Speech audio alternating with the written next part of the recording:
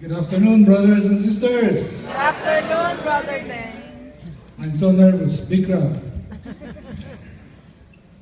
We are all in a journey called life. Don't worry, I'm not going to share my whole life. It's not going to be very long. In the journey of life, God gives us many journeys. Sometimes full of happiness, sometimes full of tragic stuff on the surface, and sometimes full of challenges. We believe He does this because He loves us. He wants to draw us closer to Him, to know Him better, and to pour out, because He loves us, He wants to pour His graces to us. My beloved wife will share the details of our family's experience in a mini journey that we have been through and still going through. Please welcome the woman God destined to be my life partner, the mother of our child, and my best friend, Raquel Papa.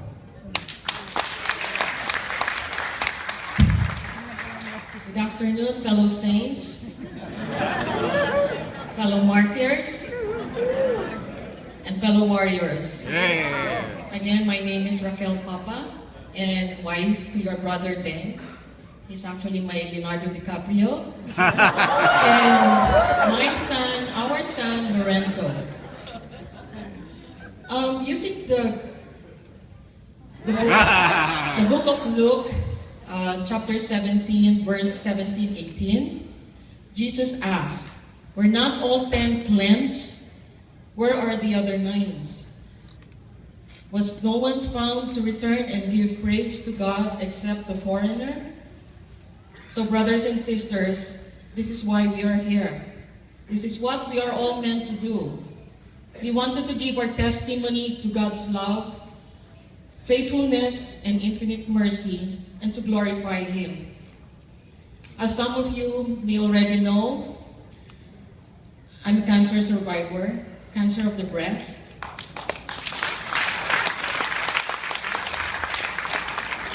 And by definition, a survivor, I became a survivor as soon as I was diagnosed. Any survivor like me would never recommend cancer to anyone. But to be diagnosed with cancer is a very scary, lonely, yet humbling, learning and a blessed experience. I was diagnosed with breast cancer stage 0 and 1 in September 2010. I went for lumpectomy, skipped radiation, and instead went for alternative treatment for fear of the side effects of radiation. To cut the story short, my cancer recurred in 2012. In December, it was confirmed that it has spread to my lymph nodes. And by January 2013, I started a series of treatments, which included chemotherapy, surgery, radiation, and HER2 treatment. And just 2 weeks ago, I had my right breast taken out. The left breast was taken out last year. The moment I felt the first lump, I was so scared and sad. But in time, I have accepted it as a privilege to share in His suffering on the cross.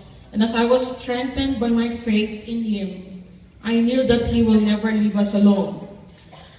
When the cancer recurred, I was humbled to recognize my past wrong decisions, my fears, and my vulnerability to death. I was then left with no other choice but learn to let go and surrender everything to God. My cancer journeys and the death of my father have made me closer to God and to trust Him more, that His love is enduring and that without Him, I am nothing. I learned so many things. I learned who my true friends were beyond Facebook and beyond happy times. I lost a few friends, but I gained more. I met new angels in my life, and I learned new and powerful saints and intercessors. I learned to value the importance of annual medical checkups and to value the passing of time and the time well spent. I also learned to value the importance of being ready to be taken away from my loved ones at any time, inasmuch as not to fear death when it comes unexpectedly. I learned to value the importance of having a peace of mind, knowing that I have also prepared my loved ones to move on in case something happens to me. And lastly, I learned how to bargain with Him for more time with my loved ones, to fix whatever needs fixing in my life, and in exchange, do anything that He would ask or lead me to do. That's why I'm here, brothers and sisters. Yeah.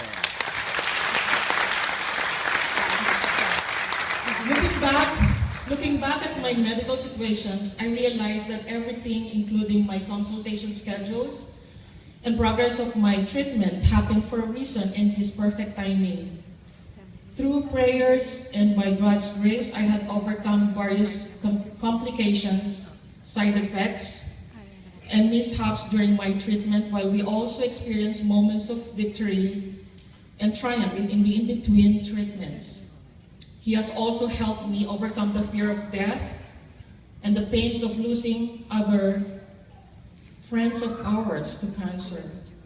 Likewise, the rest of my family were able to weather the storm and the roller coaster of emotions that came with it since day one. I know for a fact that He has let me and my family go through the trials so that we may be able to look up to Him, to look within us, and to look around us. He made us appreciate each other better, including all other people, in whatever capacity, purpose, and role they play in our lives.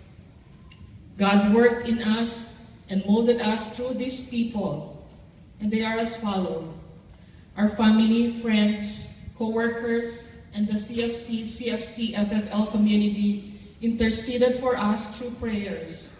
Because of them, I really never fought the cancer alone. My doctors, nurses, and other healthcare givers who had spent years and years of study in their medical fields were used by Him to heal us, to heal me. And because of them, I realized that I should never have doubted and feared radiation the first time. There were also other people with their personal experiences that were used by Him to test my faith, loyalty, and perseverance. Because of them, we rely more on God. I met other cancer survivors from whom I have also drawn my strength to fight. With them, I cried my heart out without being judged.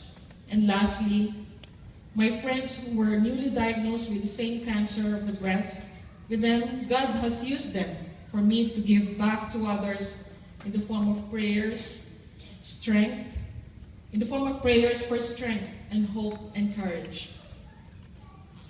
Although it may take time and many years for doctors to declare someone, including myself, officially cancer-free, I am very grateful and very happy that I am still alive and now on the path to recovery. I continue to trust that He will be with me and my family all the way, wherever He leads us. I thank our God the Father, God the Son, Lord Jesus Christ, and the Holy Spirit, our Blessed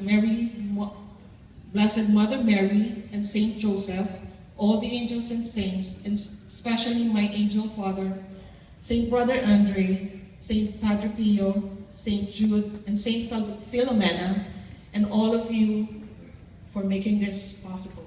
Thank you.